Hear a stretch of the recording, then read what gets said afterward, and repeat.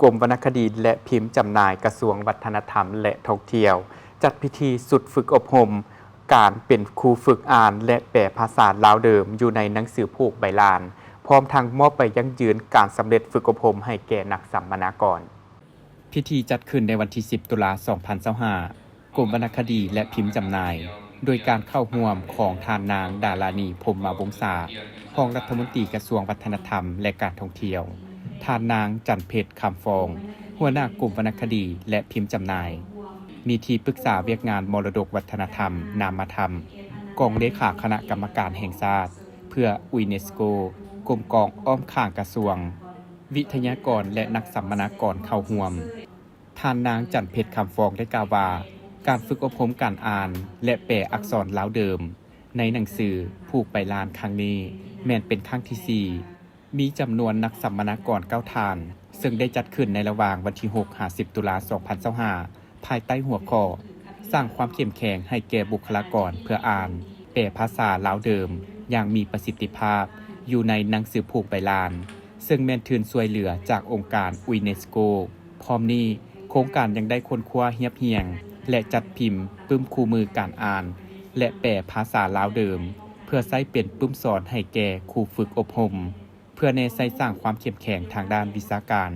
เพื่อพัฒนาความรู้และความเข้าใจที่มีอยู่แล้วให้เข้มแข็งขึ้นตื่มจนสามารถนำไปถ่ายทอดซิดสอนและนำเข้าในหน้าเวียกตัวจริงอยู่แขวงของตนสำหรับการฝึกอบรมแม้นมีอยู่2วิชาคือวิชาอักษรธรรมลาวและอักษรลาวเดิมเนื่องจากว่าในหนังสือผูกใบลานคนแต่ก่อนแม้นได้เขียนปะปนกัน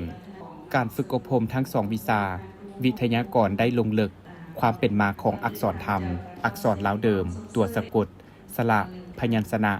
การประกอบคำการเขียนการอ่านการปฏิบัติและยังได้ออกไปทัศนศึกษาสถานที่ตัวจริง